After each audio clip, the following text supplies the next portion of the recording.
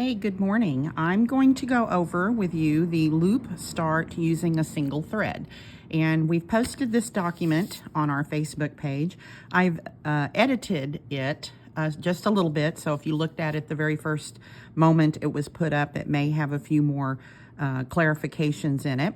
But after having used it for several days, or used the strategy for several days, I added a few notes. So I'm going to go over the document with you, and then I'm going to show you, and that's pretty much it. This is being able to do a loop start with a single thread.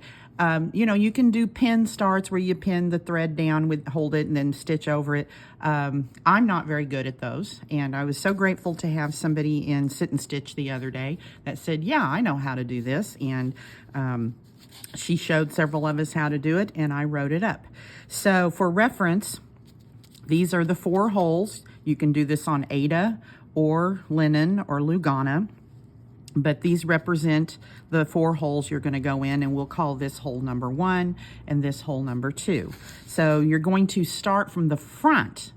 So it's not intuitively obvious what you're going to do, but you start from the front in number 1 and you come up from behind in number 2, and you need to leave a tail about 1 inch to 1.5 inch hanging out of number 1, enough to thread a needle at the end and pull it back in, because that tail's going to be hanging out the front. 1.5 works for the length of your needles, or I finally got smart and started placing my needle into the hole to make the needle a little bit shorter, and then I thread it there, and I'll show you how I do that.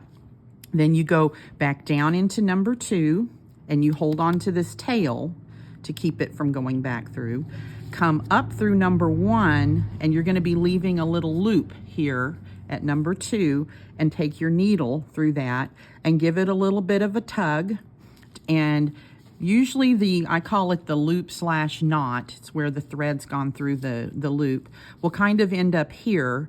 And if you tug on it gently enough, and I hold on to this tail, it should pop back through this hole. If not, take your needle and go back down through number 2 and give it a little tug, and it'll go through.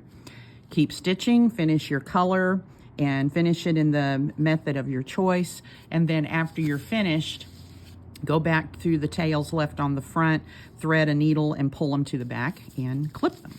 So I'm doing this on 11 count, hoping it will be seen, and I forgot to turn on the light, so here we go. Hoping it will be seen enough, and I'm using sulky filane thread since it's a single strand, and so I'm hoping you can see that too.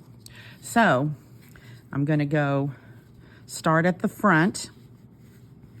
Make sure I'm in view here with my gnarly hands. I'm going to go into hole number 1,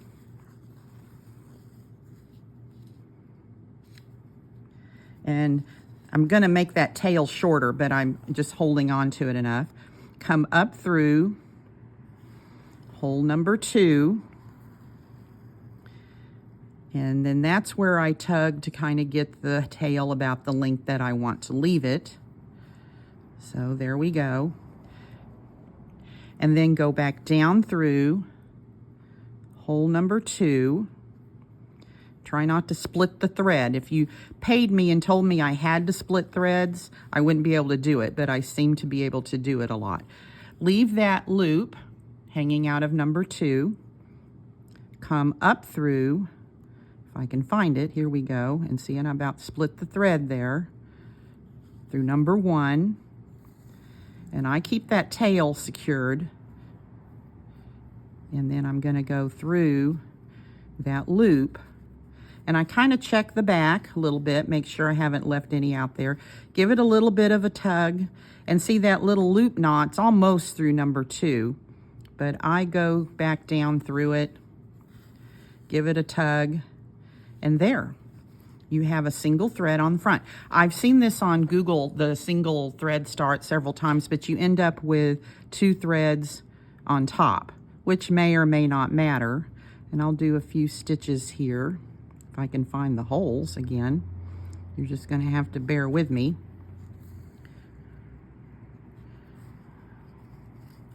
kind of hang on to it, make sure I'm getting started.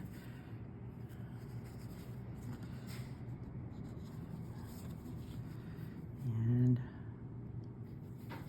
I should have put this in a hoop, but this Aida is fairly stiff.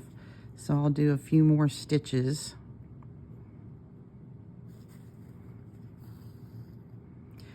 And it's pretty secured now.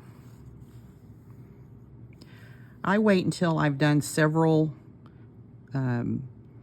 go-rounds on things and it's kind of hard to come up in that original number 2, so I'm gonna go down here, go back down through it.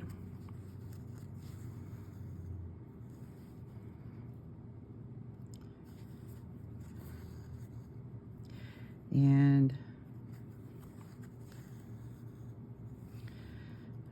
one more, and then I'll show you how I pull that thread back through. And I finish mine by tunneling underneath other stitches. I would tunnel under those and then clip it, but I won't bore you with that right now. So when I'm done, let's say I'm done with all of this, I put my needle into the hole. That way I can leave that tail a little bit shorter, and then I put my threader through, get the tail through the threader, thread the needle with it. This is easier in a hoop, I will tell you. And then now it's through. So that's how you do the loop start with a single thread. And you can go through and pull those through, then clip them on the back, and they'll pretty much stay. Or you could leave them on the back.